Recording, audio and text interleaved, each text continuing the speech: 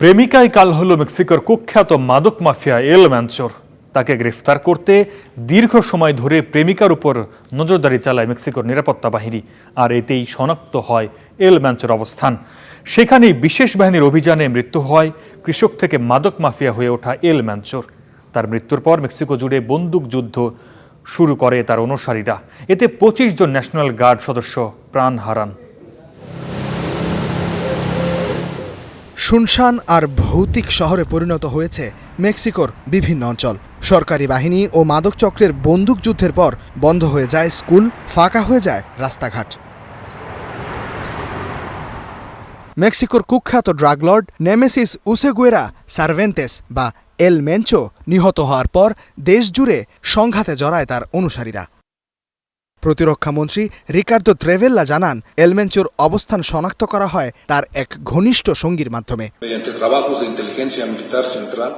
গোয়েন্দা তথ্যের ভিত্তিতে আমরা এল মেনচোর এক রোমান্টিক সঙ্গীর এক বিশ্বস্ত ব্যক্তিকে শনাক্ত করি, যিনি এই নারীকে জালিস্কোর তালাপ্পা শহরে একটি স্থাপনায় নিয়ে গিয়েছিল। সেখানে এই সঙ্গী এল মেনচোর সাথে দেখা করেন এবং 21 ফেব্রুয়ারি সেখান থেকে চলে যান। তবে আমরা তথ্য পাই এল মেনচো সেখানেই অবস্থান করছিল।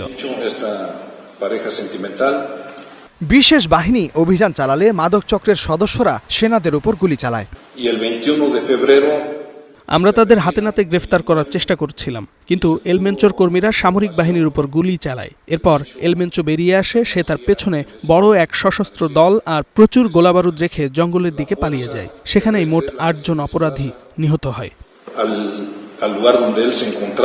জঙ্গলে পালিয়ে গিয়েও সংঘর্ষে জড়ায় এল মেনচোর অনুসারীরা। এতে আহত হন এল মেনচো। পরে হাসপাতালে নেয়ার পথেই তিনি মারা যান।